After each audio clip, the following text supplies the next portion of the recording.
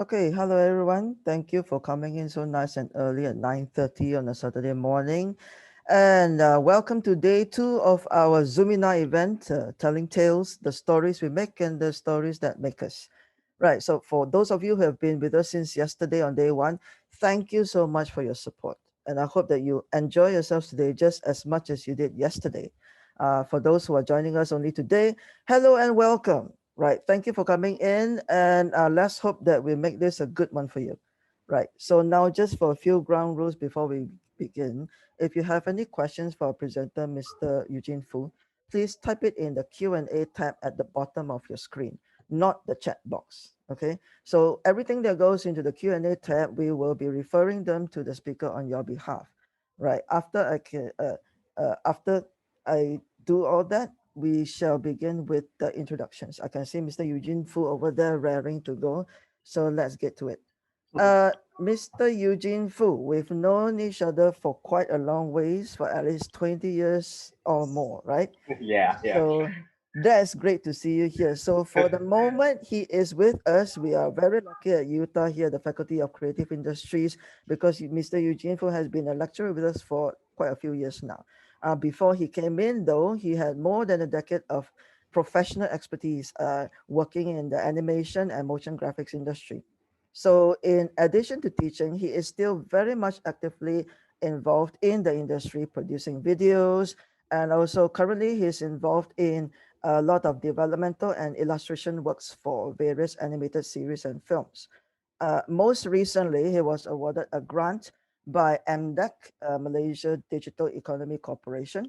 It is to work in collaboration with Awestruck Media, primarily to direct and produce a short animated film based, interestingly, on a local folktale of a warrior princess from Pahang by the name of Walinong Sari. Very interesting stuff, which I'm sure you can follow if you are watching Eugene's Facebook. Right. So although Eugene employs a broad spectrum of skills in the design processes and production of an animated project, his greatest passion is still devoted specifically to illustration as a fundamental art of storytelling. So today, he will not be presenting a straightforward seminar talk. He will instead be conducting a workshop, which any beginner can follow in order to share his passions with all of you, right? So take it away, Eugene. Thank you, Joanne, for the very nice introduction. Hi, good morning, guys. All right, just let me share screen first and allow me to fiddle around with my tag because I have two screens actually. So let me make sure that I'm sharing the right one. Do you all see my slide? I just need a little help. Yeah. Yep, go ahead. Okay. I am Yep, can going see. to, yeah, thank you. All right. So I need to, okay, I'm on the right one. So it's a full screen, right? Yeah. Okay. Yes. So, all right, just a disclaimer, there will be some copyrighted materials that will be featured in this slide, but I'm just invoking the clause of the fair use that these, and I'm not laying claim over these copyrighted materials. They do belong to someone else. And if you want to use them, you have to seek permission from the owners. So just make that clear first. Some of these are my own illustrations, of which you can find also on my Instagram account. There's a lot of self promotion going on this morning, okay, with my site. So do be aware. And you can reach me also on this email. Don't worry if you can't get it now. I will put it up in the post because on the Center for Artistic Research Facebook page, because I will be putting up a little challenge in the end. All right. So to get started now, who is this talk for? Who is it for? And what is it about? Well, if you are, say, a person who wants to learn how to draw characters, you've got stories you want to tell, and you would like to accompany them with visuals, or you want to express them to someone, well, this is one for you. Okay. All right. So a little bit on my background. I am a motion graphics designer by practice. That's really my bread and butter. But my real passion is in illustration and drawing. It's actually what got me into motion graphics design in the first place. Yeah. because I do a lot of drawing. Hence, I thought, okay, maybe I could make a living with animation. So I went into that and ended up becoming a motion graphics designer, which has a lot of corporate jobs. You know, you do a lot of more advertising stuff, which sometimes don't isn't really all that fun, especially when you have to deal with clients. And I think some of you would know that. All right. But my real passion is in just drawing and illustrating my own stories. So now there's two parts to this workshop. There is the talking and sharing part, which I will do first so that we know what's important when you think about your design. And then second part is a little demo. Now do be gentle because it is my first live demo to an audience. I will be using Photoshop. You can do the same if you happen to have the same equipment. I do not expect you to do it as I'm doing it, but you could probably watch how I'm doing it first. That would help. And then you can do it later on. Okay. And if you do not have Photoshop, what I'm recommending is these tools. All right. So basically, you need a pencil, either 2B or B for sketching. It's not meant to be dark, so it's meant to be quite light. Yeah. You're not supposed to press because later on you would ink the outlines with a pen. I have a personal favorite. I have a Mangaka Flexible here, medium or fine, and then I sometimes use a Pigma brush. I love brush pens, and they need to be also waterproof, especially. Okay, so it does says there, water resistance or high performance. It means that the ink will stick, and if you put watercolor over them, it will not wash off and smear. Okay, and watercolors, any brand you have at hand is great. I personally have these two brands. You can see that I won't mention brand names. And I also have two shops to recommend, as you can see down below. If you are interested to get, I'm not what you call sponsored by these sites, but I do feel that these sites are very helpful to get all the equipments you need. It's like a one-stop shop. Instead of looking through, you know, your online buying apps and going from one shop to another, these shops mainly have most of them. Okay. Now there will be in the talking and sharing part, there will be four subtopics we will cover. Firstly, what comes first, story or design? Secondly, what is your character about? Let's talk about archetypes. Was this big word called archetypes? And then we will cover also some basic design knowledge, um, dealing with design elements and principles. And then I will tell you, we will actually look at other examples to show how it all actually comes together. Okay? I'm very sorry if you hear some clanging in the background. My kids just woke up and they're still around playing with their stacks, and having breakfast. So I do apologize for that if you hear a bit of noise.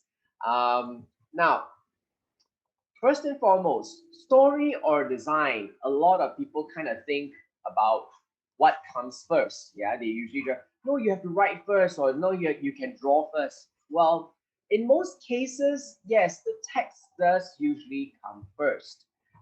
Scripts, novels, poems, right? But that's, in my book, not necessary. All right. Sometimes we can have an interesting visual that can inspire a story. It could be a photograph. It could be a little scribble or doodle on a page. It could be a piece of artwork on a wall. So anything really could be a starting point, I feel. And it is because of the nature that people all kind of think differently. And our brains work differently. Some are more inclined to pictures, some are more inclined to words. So we have to allow our brains to kind of guide our path in terms of making these stories. There's really no rules. And some people will say, oh yeah, there are rules, but rules are meant to be broken. But I feel that if you think of not rules, but rather that there are many books out there that teaches you how to make stories and all that. But if you think of them as guides, and guides are meant to help you start off, then when you start practicing them, you tend to make your own methods, yeah, and as you get better. So look at it as guides, not so much as rules when you're coming to doing art, yeah. Personally, for my process, I tend to go back and forth a lot. it's a very organic process for me. So I usually start with pictures, then I write, then I draw, then I go back to writing. And I have a little example here of a little pet project I had, lah, you know, and it all started off in my case here with a photograph. This is me with my then 3-year-old, now 6-year-old daughter, my older daughter. And we were at a trip, I think we were at Tioman, if I'm not mistaken. And, you know, she was going on this rock on the beach. And then later on in the evening in the hotel room, there was some downtime, and I made an illustration of her kind of looking at these fishes floating in the air instead of in the water. And that kind of inspired me for this character that was actually going to visit this planet. Um, and there she is. My daughter Abigail, and she is visiting this strange planet with all this fish that floats in the air. And I came up with this little book. You go and have your breakfast, okay? And she couldn't pronounce the word Moana, which just came out that time, so she kept saying Monana, and that's what the book was named after. So you can see that the process is actually quite organic, and it can start off anywhere. It can be a family photo that you have, right? So when you're designing a character, what's the most important thing you need to know is you need to know their personality. Now, when I ask you what's your character about, what I really mean is what's their personality like. What's it like to have a conversation with them? You need to know them like a friend, know their likes and dislikes. What was their past? What's their ambitions or goals? How do they feel, or how do they generally feel? And what's their usual mood? You know, whenever I ask students in class, for example, or a kid, what's your character about? Can you tell me? And they will kind of typically give me, oh, my character is a samurai, but he looks cool, you know, he's a bit futuristic, he's got alien sword with cool laser blades, he's really powerful, he can kill an army with lightning coming from his sword in the combat scene, and then we will see slow-mo scenes of him. But that tells me very little about what your character is at its core, right? It tells me how it looks like and what you want to do with it. So what I really am looking for is something like this. My character is a samurai. Okay, let's get that done and established. He has turned bitter and vengeful against his fellow samurai because they got his family all murdered. He's extremely silent and reclusive, unwilling to show his grief, retaining his anger. He prefers to spend his time in isolation. So you see all these words that I have highlighted in what you call in, oops, sorry, um, in orange, yeah, they are very good keywords that I usually like to use because it is very important to have these keywords because they can be translated to something visual. Bitter and vengeful, perhaps black could communicate that. Retaining his anger, red could communicate that. Isolation, maybe let's don him with a piece of hoodie, yeah, that would cover him. So these are things that would actually help you create that character. All right. So why are all these words important? Because it relates to this idea of archetypes. Now, this word I know for some of you is like pretty big word, but let's break down what this word is. It comes from the Greek word arche and tupos, which means primitive or model or type. Yeah. So it's the idea that all of us came from certain different types. And the Swiss psychiatrist or psychotherapist that actually came up with the study of this whole thing is Carl Gustav Jung, and he really went into it. And he started with just four. All right, but I won't go into in depth about information about what he did. I think there's a lot of deep reading to do on him, but I will give you what is more present. His ideas were developed over and over throughout the decades, or rather the century. And my favorite, all-time favorite, is this Pearson Mar Archetype. There's a book about it by these two researchers, Pearson and Mar. And they came up with these nice 12 archetypes, which are like the ruler, the caregiver, the lover, the ordinary. And Hollywood has kind of taken these archetypes and kind of matched it with a lot of their own characters in their what you call in their films as well. I don't want to say Hollywood, but film in general across the globe. Yeah. And I like to use this to teach, for students, what kind of character is yours? Is he a more ruler type character, a more caregiving, or a more lover type character? So if you want to know more about this, there are a lot of YouTube videos out there that actually expands on these 12 archetypes and what they are and what kind of attributes or characteristics what you call they give off, right? So, like Jung mentioned, most people, it's pronounced Jung by the way, not Jung. Most people have a dominant archetype. We are very complex people, right? Human beings, we all have very, very different personalities. So we don't just have like one archetype. We usually are a blend of one main archetype, perhaps, and many, many sub archetypes. Not to say that you're like schizophrenic or anything, but it's just that you are that way. You could be, for example, let's look at here. Let's look at some of these characters here. We have Po from Kung Fu Panda. He is this he's a hero type character. He's strong and heroic and brave eventually, but he still at the end of the show, even with all his development, maintains a very jester-like quality. And I think you all know what a jester is. Like court jester is someone who makes jokes and who is very funny and all that. So that's reflected in his shape, right? All the round, very happy shapes, very safe shapes. That's reflected in him. Fa Mulan, yeah, I'm talking about the older animated Disney version. She's represented as a hero, but also a rebel. How is it that she's a rebel? It's because she went against, her father's wishes and also against the law of the army that no woman should enter, right? And she's in a way quite defiant, right? She does things her own way. All right. So what has all of this archetype got to do with designing characters? Well, quite a lot actually. Everything. Now, how are we doing for time? Okay, we're good.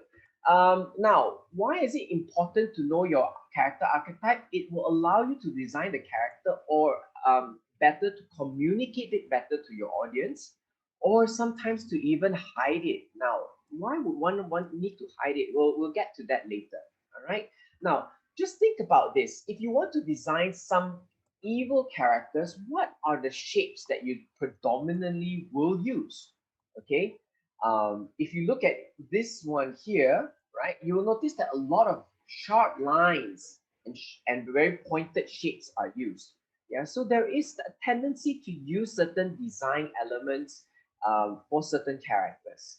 Okay, yeah, or certain body types to denote certain characters. Yeah, how would you depict a big friendly giant? Who's helpful but at the same time friendly. So you might want a big guy that has nice round shapes, right? So this is where we need to actually have basic knowledge of design and art fundamentals. All right, we need to know the elements of art and the principles of art.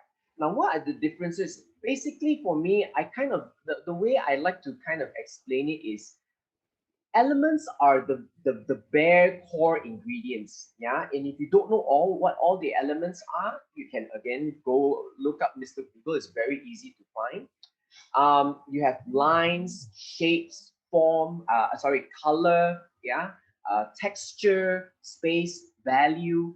So learning all these things and knowing them is important because then you will know what to change. Imagine them as bare ingredients of a recipe, right? And the principles is the kind of the recipe, the way you put them together, and the elements are the ingredients.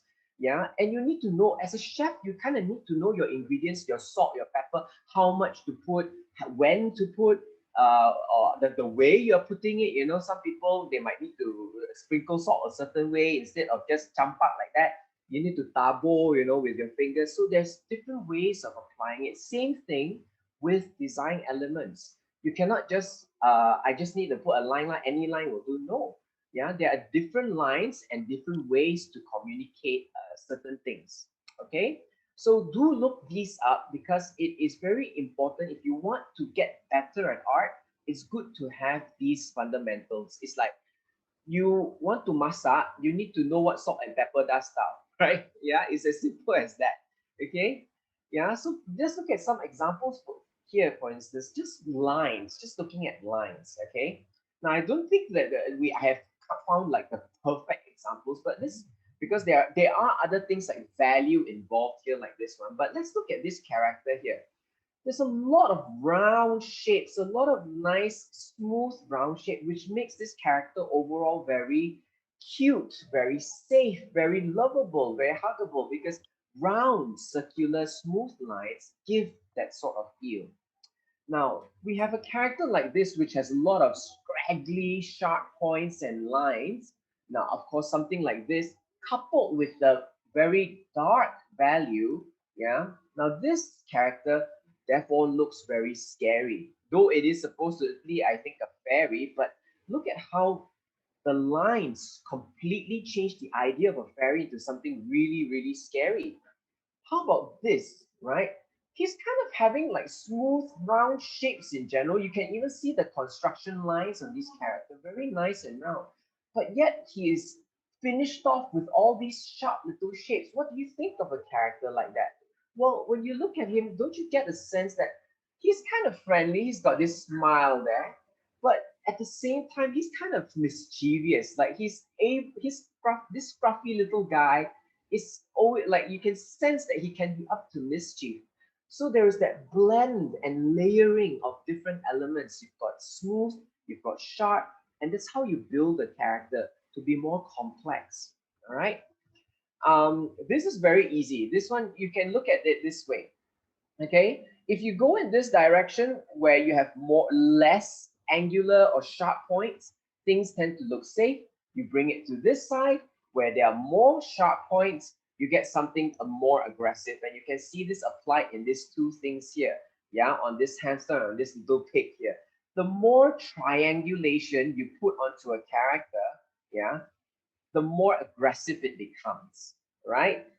Square is usually kind of a neutral shape between, but it is also a sense of stubbornness. You kind of need to look at the shape as a personality. Circles are kind of bubbly, what kind of gives you the idea of circle is like balloons or ball, they all kind of suggest fun. A square is a very stubborn shape. It's strong, immobile. Whereas a triangle is very, the sharpest points come from a triangle. So it is a very sharp shape and very aggressive as well. Yeah. So this is another example that I like to share a lot. This is from the Disney studio, and you look at this, how they build. I wouldn't say let's reduce, but I rather say look at how they build the characters, because I'm quite sure the design process was this one first and then this. They actually define the kind of shapes, the basic shapes that these characters are made of, and then they develop the character. And you can see how Genie looks like this balloon type character, right? Yeah, and he's very uplifting and happy go lucky, whereas Jafar is all these points, yeah. So most characters are usually built like that. There is a sort of underlying fundamental shape that we use to build characters, yeah. But it goes down to what their core attributes is, which is why I asked you earlier, what is your character about? You need to know that, all right? But like I said, not all characters are made of squares and triangles. If not, you will all be building characters that look like this, right? Like, oh, I want a stubborn character. Let's build a stubborn character. So everything is square. No, not necessarily so. Let's look at this character, for example. This very fierce feminine hero, right? She has all these angular, her legs are all angular, her the patterns on this lightning is all very angular and sharp. There's that very strong pose and also very strong what you call straight lines that gives her that kind of very strong quality, steady and firm, and no nonsense. But at the same time, she has these nice curls on top of her head with on her pink hair, right? Which gives her that nice kind of soft balance, like I am woman, hear me roar kind of thing. She's woman, but yet she's strong and she's capable. And do note that even the pink she's using It's a different type of pink that is not like a soft baby pink. It's a fierce, like well, in designer terms, we call it like fuchsia, right? It's a strong, fierce pink, which goes very well with the personality. It's not a soft baby pink that is probably more sweet, you see. Um, let's look at Buzz Lightyear, for instance. You can see that actually his underlying shape is a square. It's all made out of squares, but because he's friendly, he's also he later on developed into this. As you watch Toy Story once, you realize that later on he's actually this very nice guy, which is communicated through these nice little very small details of all these curves here. So you see this layering, there's a fundamental square shape, then we round it off. Yeah, we round it off to make things look a little bit more safe. He's a little bit more friendly. And I mean, look, imagine him if he had all sharp corners, right? Very square like, then he wouldn't be Buzz Lightyear anymore. Yeah, he would be, I don't know what his nemesis is, Zargon or something like that, right?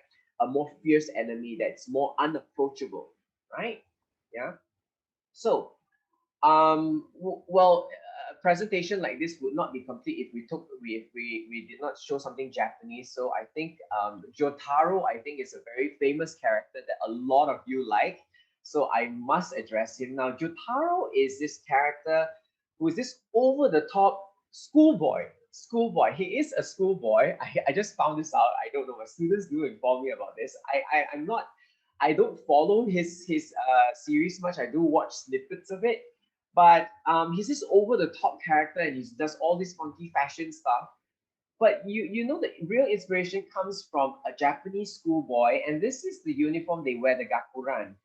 The gakuran is, if you look at the cutting and you look at all photographs relating to it, it's all about Japanese culture and discipline, and it's all very formal. Sumimasen, arigato gozaimasu, and all that kind of very formal, proper stuff.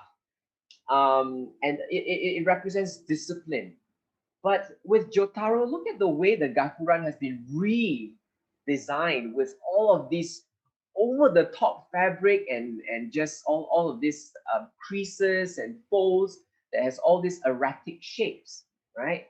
So it is being modified to suit his personality. So we can take something that is previously formal, but when you understand how design elements work, you can change it into something else. Okay. Now, a lot of people think that, oh, isn't design very subjective? I design whatever I want. But that's not necessarily true. There are some things that are built within us in our psychology or in our mental makeup and neurogenetics are passed on from our generation. Some of it even our defense system to kind of ward us off stuff. So there are some things that we as human beings are inbuilt in us that we perceive our world in a certain way, and when we look at something, we automatically will sense this feeling. For example, when we go to the beach, why do we go to the beach to relax? Because horizontal lines tend to make us more relaxed. Yeah, long straight lines that lie flat, rolling hills like this makes us feel very relaxed. How about soft colors like this? Makes us feel like, something very soft, very safe, and with this kind of soft shapes on the flower petals, makes it look like things that are very lovely.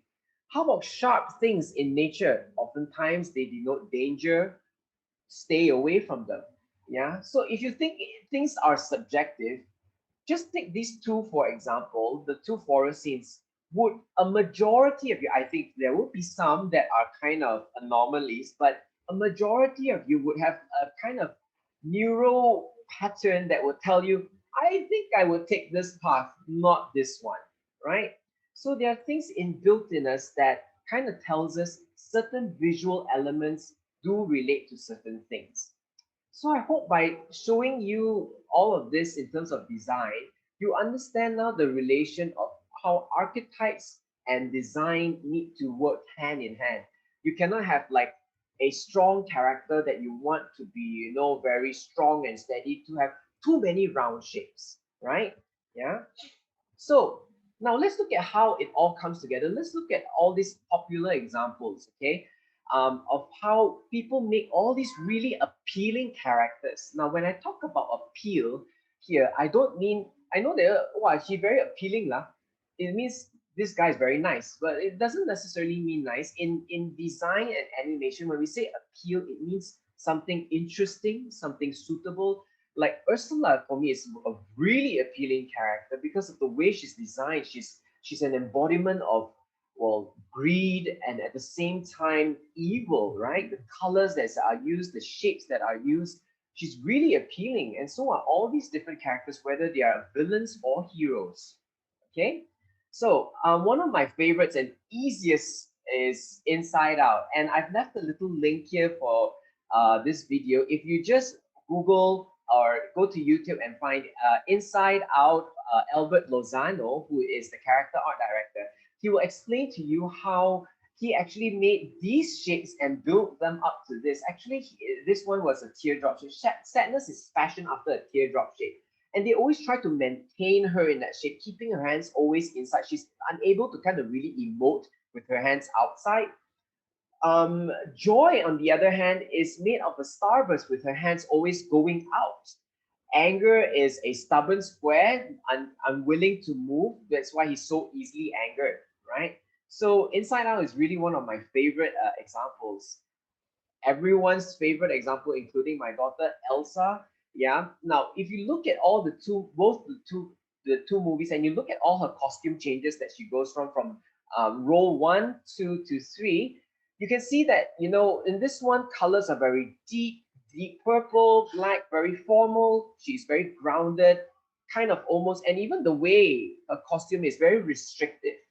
And then on the costume change from here to here, you see, oh, she's letting go a bit, off shoulder lah, other, you know, what you call a long cape-like thing lah.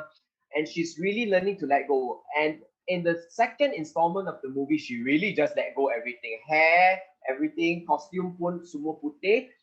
And this is where she's really embracing her own quality as, I guess, what she's, I think, known as then the fifth element, right, or something, where she is this snow or ice queen, yeah, which is actually the original story or inspiration for Frozen. Okay, and this is also a favorite example of mine. When we look at Hiccup from How to Train Your Dragon, look at his first costume for the first one. He's very, both are kind of squarish, but look at this one. It's a square that is very weighted to the ground. His boots are huge, and his hair is kind of down, and he's got this coat thing which keeps him warm. So he's almost like a mummy's boy kind of thing. Stay at home, let's stay on the ground. He's very weighted, very gravitated to the ground. In the second installment, look at how the form has changed. His shoulder is a lot broader. His hair is very BTS, right? He's got all this styling going on, and you know, he's I'm of the wind of the sky, right? So it's very more uplifting. And look at the other thing is the texture of his costume, leather and metal, compared to this nice, soft, little, cuddly material. He's now like all about combat, right? And he's of course got this trademark little amputated leg attachment, which just adds more character to him and makes him identify with his dragon, which also has a tail that is malfunctioned, right? So can you see now how something can change just by looking, but just by changing the costume? An archetype has changed, right? Yeah. Now, remember I talked about how you can hide some of these archetypes as well. Now, look at one of my all-time favorite example, and which really just shocked me when I actually watched the movie for the first time, is Lotso from Toy Story. Now, when you look at this bear, this strawberry flavored smelling bear, which you know he mentioned in the movie, he smells like strawberries when the child first bought him. He's made out of all these nice circular shapes. Even look at his cane, right? It's all circular. There's no hard edge on him. How is he the villain? You don't know. And when he first, he's nice, this nice Papa Bear showing them the whole daycare center. But later on in the story, did you not know he is like this godfather mafia character that runs the whole joint, and he's the main villain.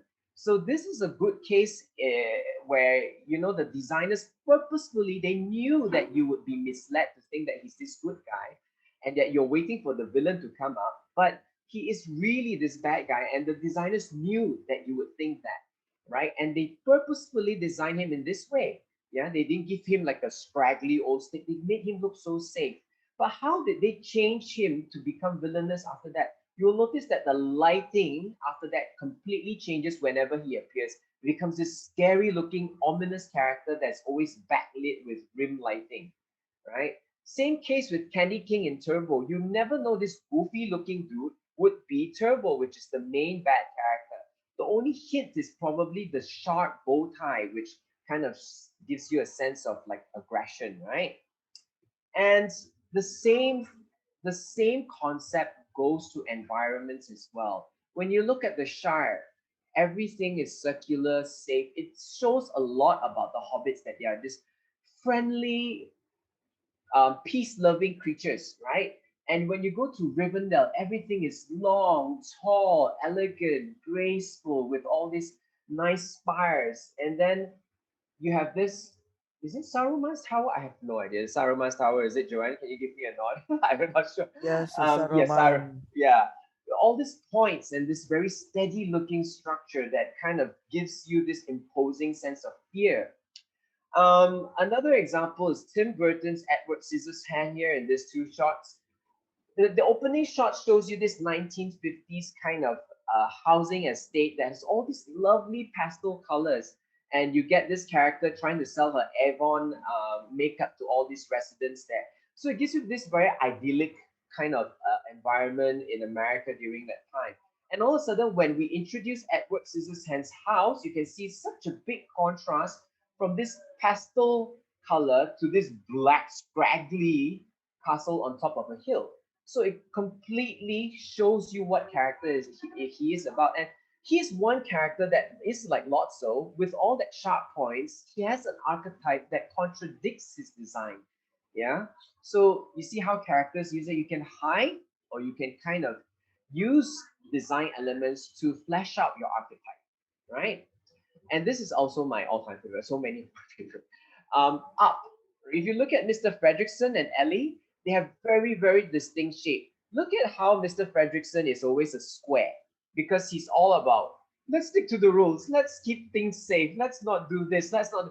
Ellie is, no, let's do this, let's do that, let's go here, let's go to Paradise Falls. And their personalities are reflected in their shapes. He's always a square. His square glasses, even the side of his room here on his seats are all made out of squares. Whereas on Ellie's side, they're all round, they're all up. Even her shape has this uplifting shape, right? And you look at her side of the bedroom here, where she's missing in this shot. Everything is circular, everything on his side is a square. And it's lovely in this shot where, it's like as if this shot where his house is a balloon carried off in this balloon. It's almost symbolic that it's Ellie in this balloon shape, represented by this balloon shape and all these colors, that's bringing him on this journey away from his formal life, represented by the farming land on the bottom, which is made up of squares, which is what he is, right? So you can see how they use both character and environment to tell a story. Yeah. Okay. One more thing. With all that covered, let's talk about research. You might thinking, what? I want to do art. Why must I study and do research? Now, the research we do is a bit different. Okay. So what's this thing about research? You will be telling me things like, I thought art is about creativity. I thought we need to have great imagination. Everything goes. Aren't we all supposed to be original? Well, to me, the answer is yes, creativity is about creating, but you cannot create out of nothing. All right. And one good example is this wonderful lady here. I'm a big fan of her, Terrell Whitfletch, who is a designer of a lot of animals in Star Wars. If you watch the what you call second installment of the Star Wars series, all the creatures in Naboo, she's the designer. Now, she is a fantastic character designer because she did not start her career as an artist for film. She started to work in the zoo as a zoologist, and her task was basically to draw animal skeletons and muscular structures. And because of all that year of knowing animals inside out, she knows how to design them so that they fantasy animals that look like they don't exist feel real. Like, could this animal actually exist? Because she knows how they work. All right. Moana could not have felt so real and so identifiable to the Pacific Islanders if they had not first looked at their culture to design the world of Moana. Yeah, so yes, imagination is seeing the greater potential out of something. So don't you need to at least study what that something is? And how would you know your something is original if you don't first kind of see what's out there, right? Yeah. So for me, what is research all about? Yeah, unless you have a crystal ball and an all-seeing eye in your brain and a photographic memory, go and do research and go and study stuff. And for me personally, I prefer studying photographs. I don't go to Google and look up some other people's illustration. Let's just say I have never seen an apple before. Okay, let's just say we have never seen an apple before, and I ask you to draw an apple, and you Google up an image of an apple, you might think that, and what you get is this, you might think that every apple comes with a worm. But if you actually look at photographic images, look at the different shades an apple come in, all the different hues that go into an apple. And look at this samurai, look at this archival image from a museum that gives you all the details of a samurai. I only ever look at someone else's artwork when I want to see how they have reinterpreted it. Yeah. And then I put it away and then I go back to the photograph. All right. So I always look at photographs for inspirations as much as I can. Okay. So I'm going to pull up from my bag of examples of why research is so important. Now, I used to work in a studio which had a production called the Crystal Caris. And we had this one staff who actually told me this, that he does not, for the life of him, want to do research. I know. He says, I know how to do this. So I asked him to design a set of extras. Extras are like, in Chinese word called kalafe lah, those pelakon kat belakang punya. So extras in 1950s Malaya. Okay, now 1950s Malaya, he drew this character and I felt like something is not right. So he said, why not right? Okay, ma, Yap Aloy, ma. Okay, then I said, can you just bring up Google and Google Yap Aloy?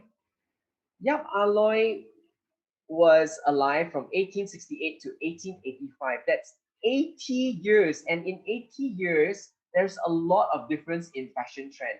Your teen daughter will think that you are outdated because of your fashion in just a short decade. What more 80 years? Yeah. The cue that he had were Qing Dynasty men who wore them. So it's way off, right? Yeah. And if you Google very quickly, in 1950s, this is IBM Malaya. Yeah. And look at the suits on these guys. They are wearing suits. Mana, the suits. So he got this right, but he got this completely wrong. And this same dude, I asked, okay, let's give him another chance. He was a contract artist with us. And we asked him to design Caris. So again, I said, I think better do research this time. He said, no, I know how a Caris looks like. I've seen a Caris now. So you look at his illustrations, they're actually all not bad, right? But is it functional? When I looked at it, I knew something was wrong because an anatomy of a Caris does not look like this. It does not have this part. Okay? So if you actually Google a real Caris, it is like this. Ini mana boleh masuk sarung ni? Right? You can't put this Caris into this sheath. Imagine if I've given this illustration to a 3D modeler, lepas tu the character cannot masuk the thing. Right? So you have to do your research. So sadly, we had to let him go because of his continual refusal to do any research. Yeah, which is very sad. Now, finally, just one last thing about looking around for inspiration and research. One of the things that we needed to do for the Crystal Caris was this dark tree. And I was looking around for inspirations of what a tree could be. And this tree is actually, it reflects one of the princes in the character. And this prince has this idea of guilt. In him, he feels very guilty for what he has done to his family, and he became evil because of that. So you see that the what this character is about. So it's reflected in the environment around him, and he started to pollute and mutate these trees around him. So I saw this Penang tree once. I couldn't find a picture of it, but their seed pods actually grow upwards and into the tree. And I thought, wow, what a fascinating thing. A tree that was self-impaling. Perhaps I could design that into the tree. And I designed all these trees with thorns that would poke back into the tree and it would bleed. Because that was what people with a lot of guilt and resentment, kind of exude. Yeah, they're very almost self-destructive. So I wanted to kind of communicate that in this design. So you see how knowing what the character is about helps with design process, and also how research completely helps in our process. Okay, so now on to the next phase. I'm completely nervous about this. How are we doing for time? 10, um, Yeah, we're 16. good. We're Yeah. good. Okay. We're good. So let's go on to the next part before I talk to you guys about okay, the start. Let's put this away and let's boot up my Photoshop now. I would like to actually involve you guys in this little drawing thing that I'm doing. Oh my gosh, the chat is there's like been so much questions. Okay, I am going to draw today. Let's celebrate lead Asian female characters. Yeah, especially with the recent Raya release of Raya, which I am completely in love with. Now, I'm going to design a princess sort of a character, like a lead female character. And I would need your help because I want to design a mount for this character. Now, what's a mount is basically you is like here you've got Princess Mononoke on Moro. That's her mount, like an animal spirit kind of thing that you ride on, and Tuk Tuk for Raya. So I'm throwing it out there. I would like for you guys to kind of name some Southeast Asian animal, okay, that that that you think is suitable for a character. This is the archetype I've given myself for the brief. I'm going to design a princess who is heroic, strong, graceful, and kind. All right. So, what do you think animals, what Southeast Asian animals are suitable for this role? So, go ahead, type in the chat and give me a shout out, and then we'll play a little game of roulette. Semua tape je. Okay. Okay, tiger, tapir, kijang, Okay, tiger, okay. mouse Tiger, deer, mouse deer. Hey, she needs to ride what a binturong. giant mouse deer. Yes, Uh, binturong. Panda bin- not Malaysian. Elephant, sloth not elephant. Malaysian. Okay, okay. We Turtle, just take five. turtle, pangolin, Pangolin. Okay, tenggiling. eagle, Tenggiling. orang I utan.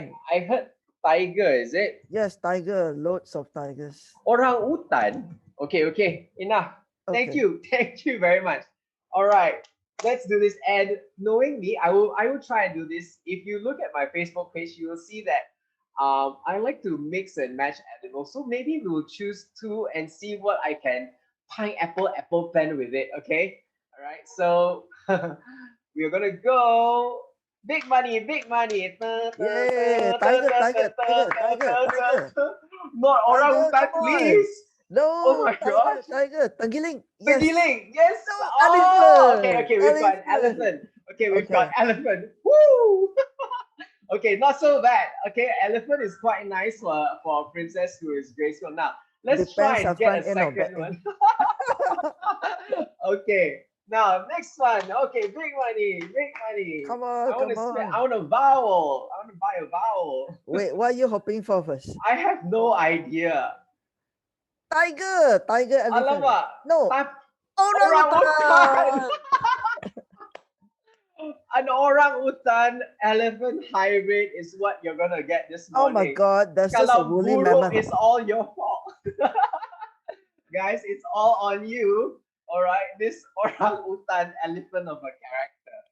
I'm seeing a really hairy kind of character. Let's Woolly see. mammoth, woolly A mammoth. woolly mammoth. I'm thinking very woolly mammoth type.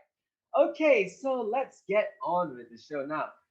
I've got some research that I have prepared beforehand, and I want to design this Southeast Asian princess like a putri or a anak panglima, or someone who is of stature, and she leads her people. And I'm thinking like also she could be someone who is very um of course, very strong because she's a warrior princess, but someone who's also very gracious and kind. And their main kind of thing is tanam sawah, sawah padi lah. They are surrounded by sawah padi. So I was thinking also her main kind of weapon could be, instead of a keris, it could be like a lesung. You know, I mean not lesung, like the thing you use to what you call to break the husk. Yeah. So what's it called? The pestle, right? The pestle that you use to separate the husk. So I've got some research here, and you look at some research. I think these are like awesome, really awesome, badass women trying to do silat, and I was really inspired by this pose. And so I made an underlying structure first, and you can see that for here, you guys can see my screen, right? Just to recap Yep, again yep. before I go on. Okay, now um this is the underlying character, and you can see I said her archetype. I want her to be, this brush is so giant. Okay, yeah. Sorry, this is not my regular setup. I'm somewhere in the living room, sitting right in front of my router, so that this goes as smoothly as possible. All right, now um she is strong, she is at the same time kind, so I need to kind of blend these two. How do I do that? So I've drawn an underlying structure of her doing so. I saw this pose and I thought, wow, this is really amazing. Look at this stance. It's a really strong stance, right? And at the same time, I am looking at inspirations like this for, what kind of jewelry that I might want to put on her at the same time. And I look like the pose on the hands here. So I kind of combine these two images, this one here and this one here, into this pose. And this becomes my underlying structure. And you can see I'm using a lot of squares because I want her to be strong. She's not those 19, like those pre-Renaissance Disney princesses that have this tiny waist that's impossible to function. I wanted her to have a very functional body type and a very athletic body type. So this is, hold on, let me just get this out. Okay, to be honest, I'll just show you first. I actually did a little bit of a cheat. I was testing her out. So I had a design previously, and I'll talk about that later. But let's just get this drawing first, okay? So let's see how we can blend these two and have a princess that is, now, like I said, she is strong, sturdy. At the same time, she's gracious and kind.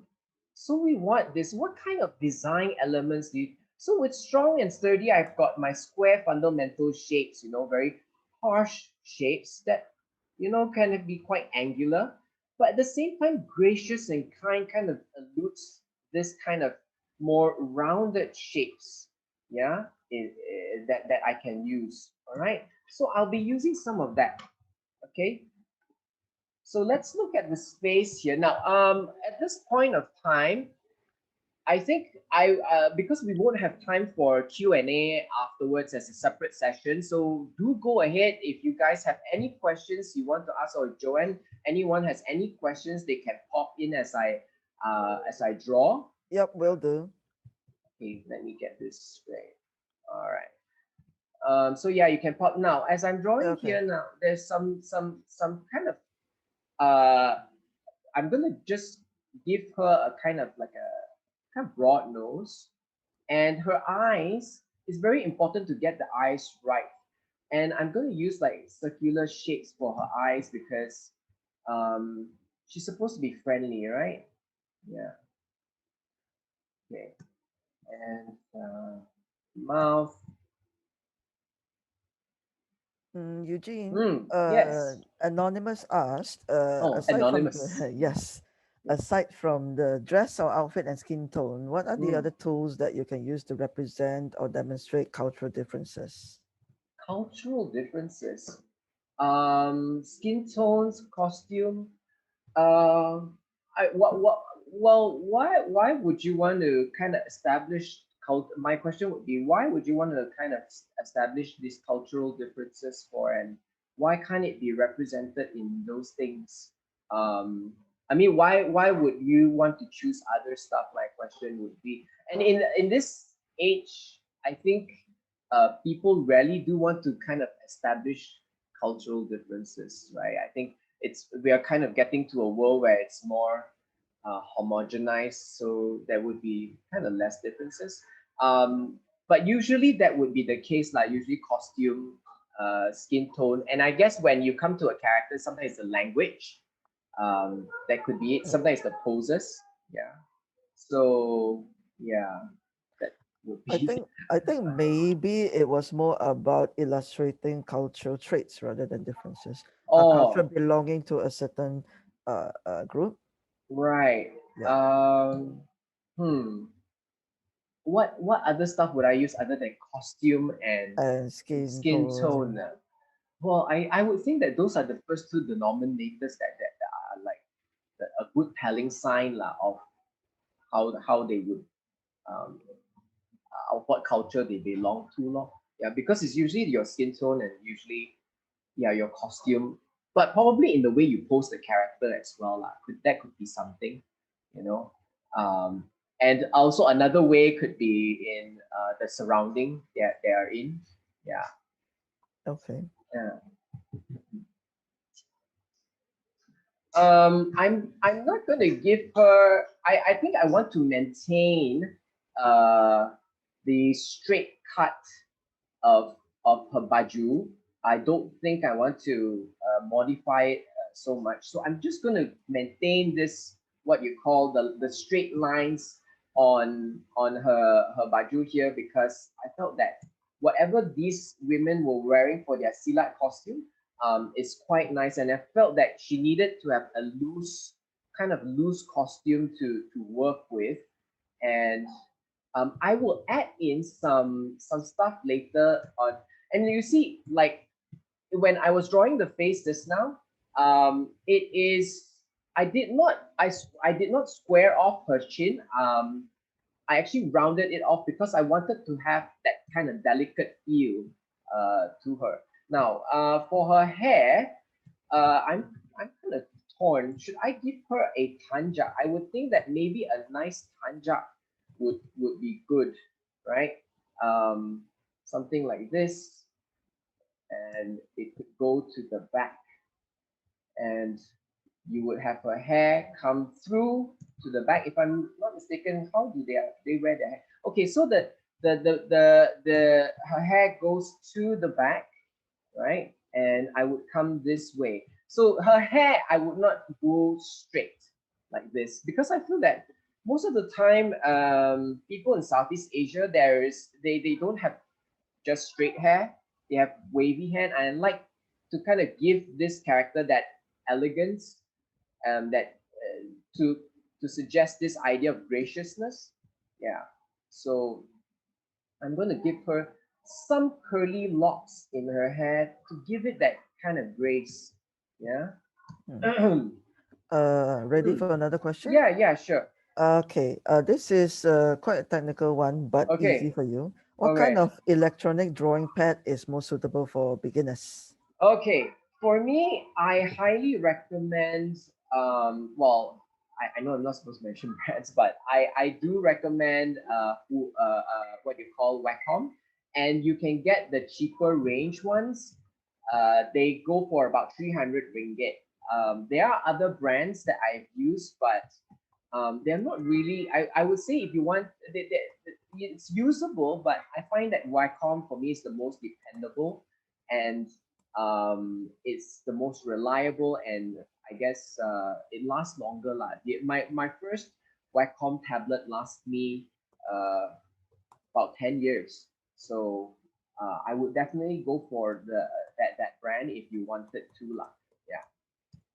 I also heard that if those of you guys who can afford what you call what you call an Apple um, Mac tab, you the Procreate is a really good software to actually start illustration as well. Yeah. And you see what I've done here is I've looked at this piece of fabric and I wanted to maintain a square. and I can see sort of squarish fold, and I wanted to maintain that in her costume as well. Yeah, I will put in some delicate details later on, and even her hand. If you look at it now, I'm gonna maintain it as a square because her hand is gonna be like the thing she fights with most, right? And I honestly, I'm not great with drawing hands. So if you guys, those of you guys who are pros and you can draw hands better than me, then good on you. You probably can teach me how to draw hands better. All right. Any more questions? Yeah. Yeah, there's another one asking about what kind of workshop courses would you recommend? And some people are saying that most of them seem to be all concentrated on manga and action figures. Uh, So for those who prefer children book illustrations, realistic styles, do you have any courses in mind like that?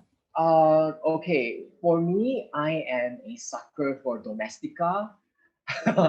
And I think the way their courses are structured are really nice. It's all like bite sizes. It's something like what I delivered in this morning, and there is a step-by-step thing that helps you kind of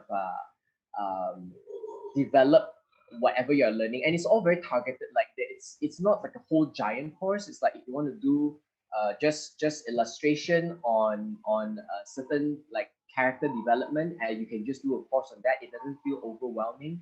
So I do highly recommend you guys look at Domestica if you're looking for short. And the styles there are not limited to. Yeah, I know. I am a fan of manga and anime, but I find that it's kind of like we need as Southeast Asians, we need to actually diversify our style and look at how we can combine the two and create our own style. Yeah, that's one. I'm seeing someone said Schoolism by Bobby Chiu is another good one. I am a huge fan of him. That's where you can go. CGMA is another place. But for me, when I did schoolism and also CGMA, I find that they are not so much for beginners. The Domestica ones are really much more for beginners. Yeah.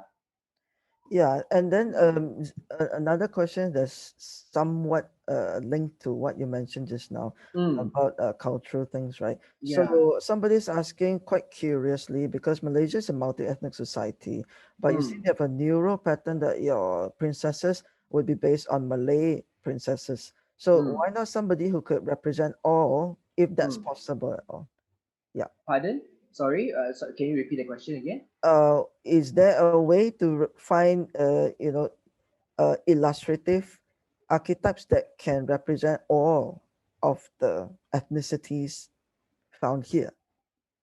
I is there well, I feel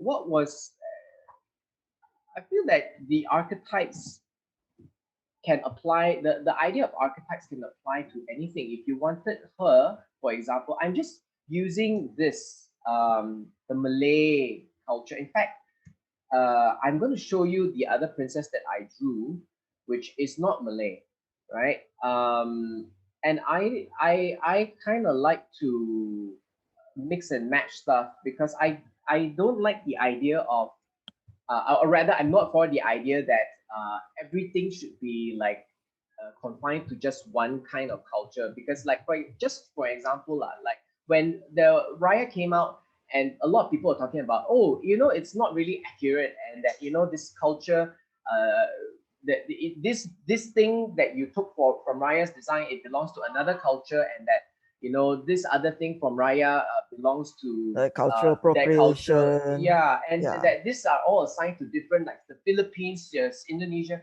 But the thing is, before colonization, before we all of our countries in Southeast Asia were Became nation colonized, states, right? yeah, became Yeah. nation states. We were all the Nusantara, and the idea of borders and divisions like that did not exist then. So the possible, if let's say we were not governed by kaum like dijajah, then I think that Colonize, you mean? Yeah. we were not colonized. Then we would have very different outcomes in terms of our culture, and Raya would not be very far, would not be so fictional as you might seem it to be, right? So I personally like to kind of mix and match different stuff together.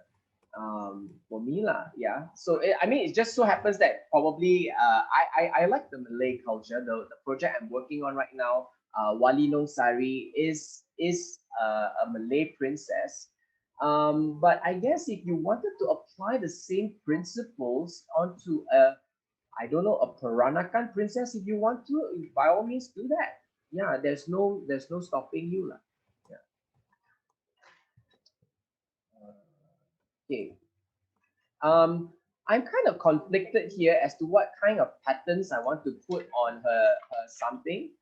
Um, I'm thinking some checkered shapes, and I'm gonna accent with a little bit of. I'm putting these softer shapes in here because I felt that maybe the whole idea of their community having Hadi as their kind of main thing can be reflected in even in the costume, and it helps soften the harsh shapes a lot more.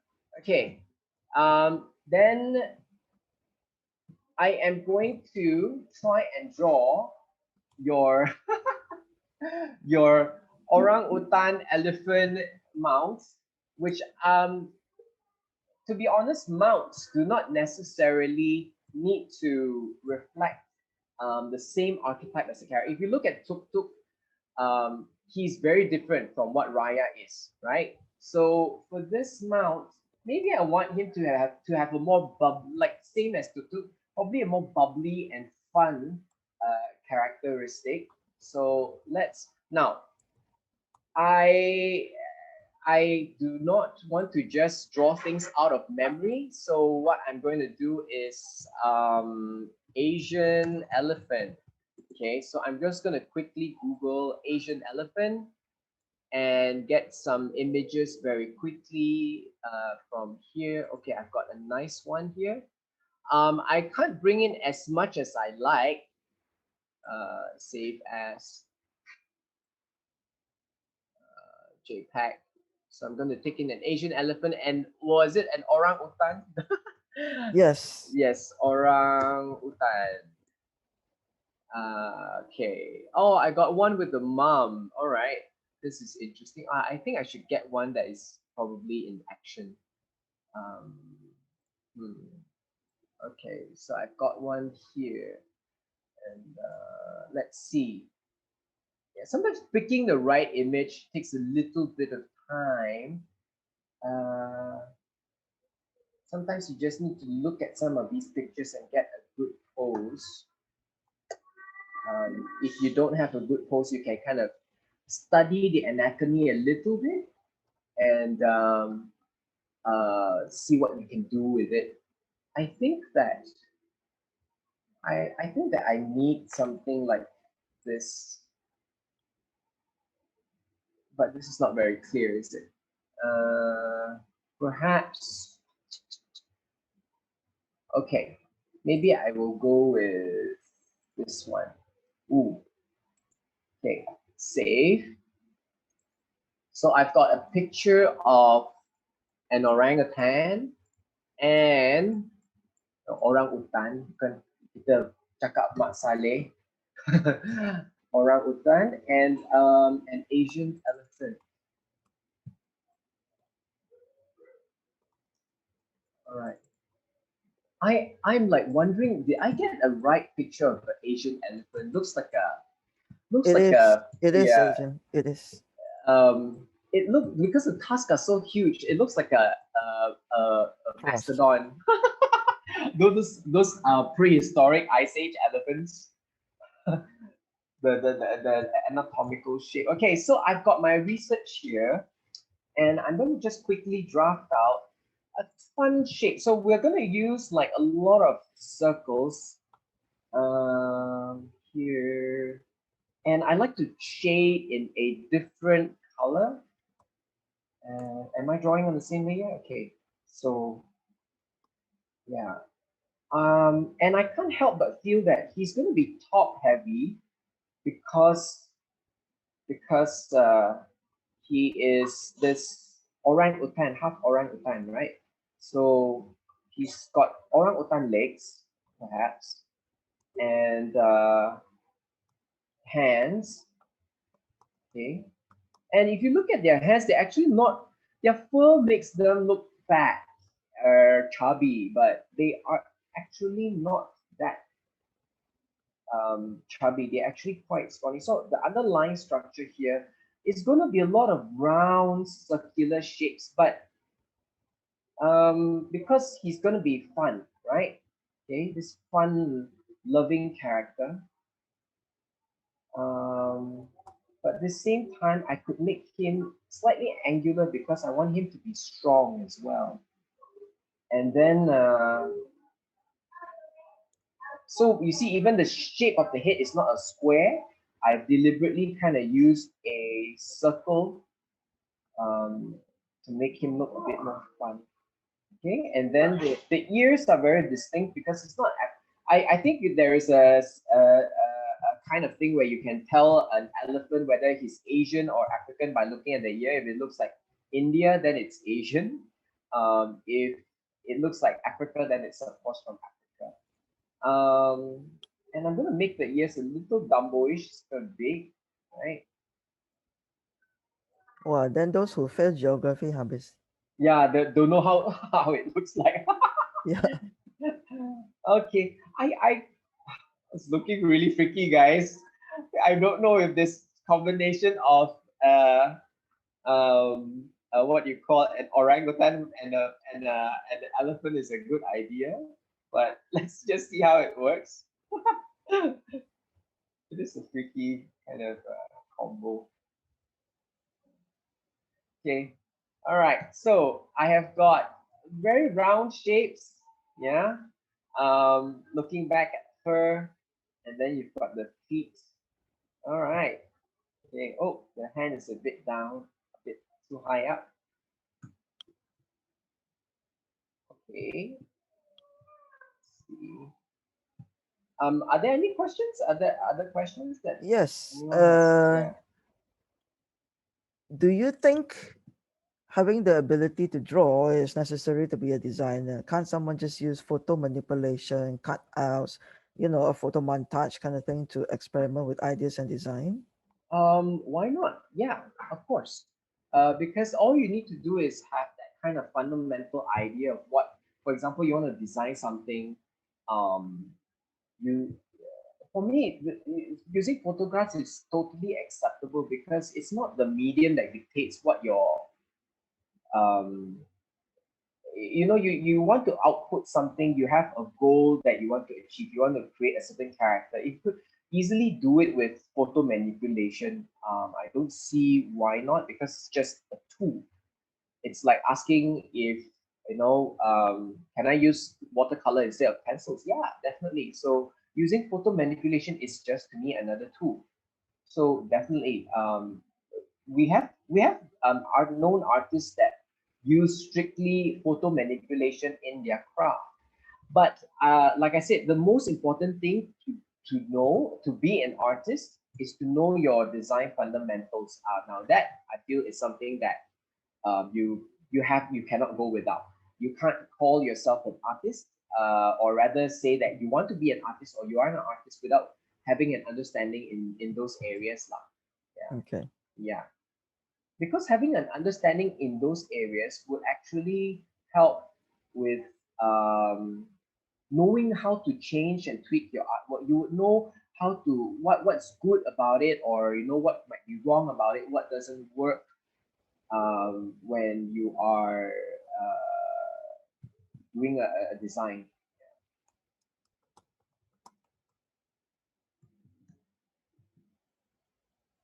Sorry, it's a bit sketchy because I'm really trying to feel my way around this character. Like, oh my gosh, she's an elephant, but at the same time an orangutan.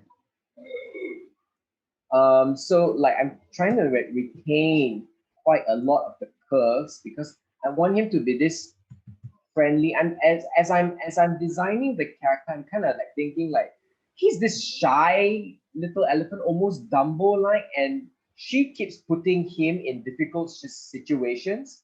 And stories do come up as I illustrate, and he is being pushed to do all this dangerous stuff with her. Yeah, so I'm thinking of his character being a little bit like that. You can have your own, of course, interpretation of this character, but for me, as I'm designing this Gajah Utan, okay, I would feel that maybe he could be this kind of fun-loving, playful hybrid of a character. Yeah. So, and with his even with his fur, I'm gonna have a lot of soft curves that makes him a little bit friendlier. Yeah, because he's gonna be huge. You don't want him to have like too much erratic fur. He might look quite frightening. Are there any other questions that I can take? Yeah. Hmm. Okay. There is one that's I'll combine both of them. Okay. So is your opinion of drawing on a PC with a drawing pad straight up Hmm. or better than using a tablet like iPad or Samsung Tab immediately, which is better? And also, how much do you use electronic devices versus hand drawings in your process? Do they make an appearance at different stages? Do you combine them?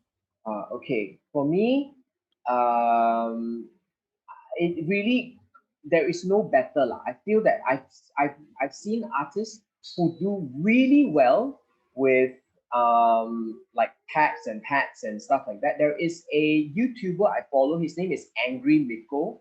He's from Finland. Go Google him up. Go YouTube him up. He is great. He brings his tab around and he draws wherever he's going, and he does great, and he can really do very detailed ones, and I've seen switching back and forth. So it really depends on the convenience law. Yeah, so I personally, I can't afford that for now. I feel that I would not have much of an issue. I'm drawing right now on a Cintiq, and it took me just about a week to get adapted to it. So I don't think there is a. It's all boils down to your preference. What do you feel most comfortable with um, drawing? Yeah, and it depends also on what you want to draw. If you want to draw like highly detailed stuff all the time, I would recommend then a proper PC, desktop, or a laptop thing. Good lah. A desktop like because you need to kind of go in to zoom in on those details and stuff. Yeah. Um, what's the other question? Which is the about physical medium or digital medium? Am I right? Yeah, how much of each do Um, you use? okay, I switch back and forth quite a bit. I draw digitally whenever I have a project because I can amend stuff faster.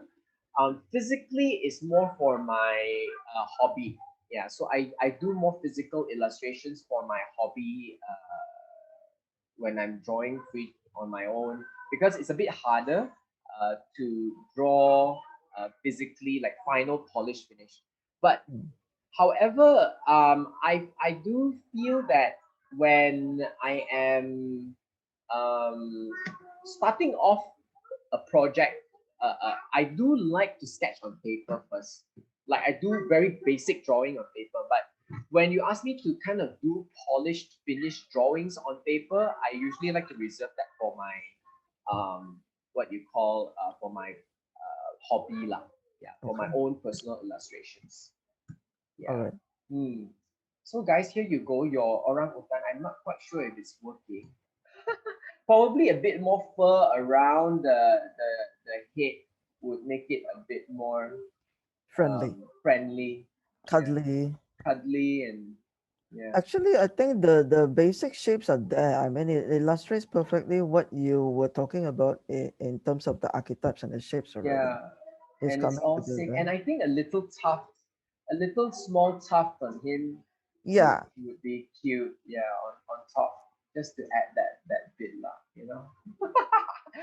But it was interesting, guys. Thank you for the suggestion. So let's have a look at how the both of them. Oh, I think they might look quite a cute little pair. This, I guess, it's a very nice pairing between this princess who's all out to let's go and do this, let's go and do that, and he's like, no, I don't think I want to. And this huge lumbering animal character who just doesn't want to do what she does, even though he's got the physical mass and capability to do so. Yeah, but okay, let's get. I think time's about up. I just want to show you the other princess that I've done. Wait, So wait, yeah, Eugene. There's a yeah. vote to give him a name. Give him a name. Oh, give him a name. I Yes. don't know. I tak tahu lah a Cute. name. Probably. Oh, so we could call him something like Chomot. You know, Chomot is like a name that is like so for kuching and small things and small cute cuddly things. It's so weird to call something this size Chomot Or because Chomel. Chomet. And then it numbers through the coming Yeah. in. Yeah. I think so. Yeah, that'd be good. We have this other one that I did and it had more decorations on her, and I think this works as well. But I feel like the other one, the one I just made with you guys, a little bit more fun loving. Like her shapes are softer and she's more fun, and her hair being let go gives a very different feel. This one you can see has more subtle angles, and she's a bit more still harsh. Lah. And I would like to show you that I've actually done a counterpart, a queen, an evil queen that so you can draw it physically as well. And we also have like I've got sketches. Oh, I've got a drawing here of a sorceress. Like the again, I'm using research, and I'm thinking like the evil queen that is attacking her kingdom could be this queen who is. You see, the fundamental shape that I have here is triangles. So I built her shape of triangles, and I wanted her to be, you know, Southeast Asia is all about dance and music. What if she was this queen who was using this musical instrument to kind of lure the waters from her sawah into her own land and to her own kingdom. So the idea of water is very important to Southeast Asian people because we are the Nusantara, we are surrounded by water. And so she is out to grab all the water from their sawah, and obviously that threatens her kingdom. And I'm looking at all these designs here from Southeast Asia, from Laos, and you're talking about the idea of Malay. I don't necessarily look at just Malay. I like to look at like Lao. This girl playing this instrument is from Lao. You have Cambodian, and you have Laos. I mean, sorry, but you used to call him Lao. Then we have Thai, some Indonesian. So I like to mix and match them and kind of create this different villainous character. And you can see even like you can even do this. You can, if you want to, you can zoom in close, and if you want to design her face, and you can see it's still built on triangulation, and like the flowers are all very spiky. They are not so soft and delicate. This one I was experimenting with like a dragon kind of keeping her hair in shape with the talons kind of holding her bun. So yeah, okay. Now we have 3 minutes left. So sorry, I overran a little bit here. Now let's do competition time. The challenge, guys. I will be posting this up on this the Center for Research for Artistic Research site, as well as the FCI UTAR FCI site.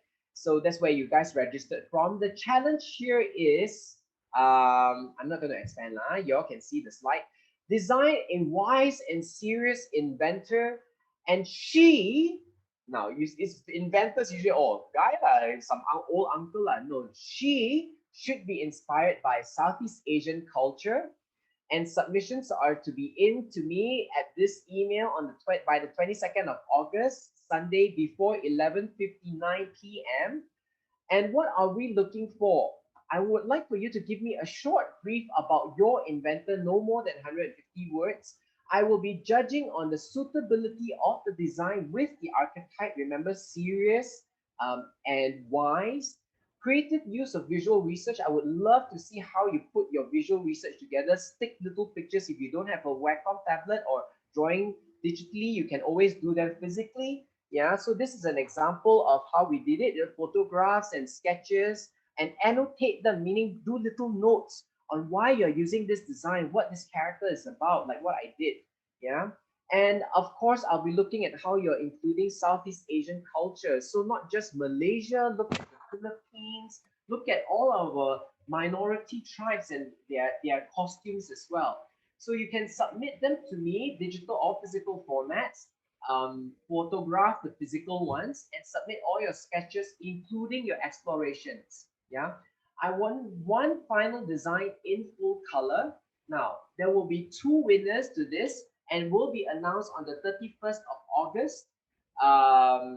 So end of the month lah, yeah, on Merdeka Day on both these Facebook pages. What is the prize? Two winners, each of which will receive a copy of Monana, right? The book that I've done, I'll autograph it, and also two zines by Mankau and also Zedexu, 1,000 Islands. Yeah. So I'm very sorry to say that this is also only open to Malaysian citizens only. So because the posting, I'm doing this on my own initiative, so entries are open to that. However, if you still want me to have a look at your artwork, I'll be giving you feedback. And your international, do send them in as well. Okay. So that's about it. Before I conclude, I am doing a short film project. So go and look up Walinong Sari short film. And this is our short film project that we are still in progress of doing. So go ahead and like it on Facebook and follow us as well. I'm so sorry I took up so much time. Any final closing questions before we call it a close? Yeah, can you Yes. just repeat the link where they can check the details of the competition or send them to Oh, the Facebook? Yeah. oh, okay. We are going to post them on the CFAR and FCI Facebook. That's where you guys actually did your registration from. So if you looked up CFAR, perhaps. So let's bring up the what you call Facebook. I'll bring it up quickly and go to sorry, yeah. Okay, so UTAR Center for Artistic Research. So this is where I will post it up. Okay, yeah. So we've got announcement here. So look up UTAR CFAR. Let's copy and paste this there, lah. Yeah, in the chat right now. Okay. Name. Okay, so that's oops, sorry, I posted it only to you, all attendees. Thank you very much, Claire. Yeah, so UTAR CFAR. Okay, so that's where I will be posting up the winners. Sorry, I will be posting up the challenge first. I'll be posting up the challenge. I've got the JPEGs all ready already, and I will post it up right after my talk. And then after that, the winners will be announced on the 30th on this same site. Yeah. Also do the other site if you want to is UTAR FCI. I will post it up there too, in case you're following that. Don't forget to also follow this site, which is our little short film that I'm directing with a team of freelancers.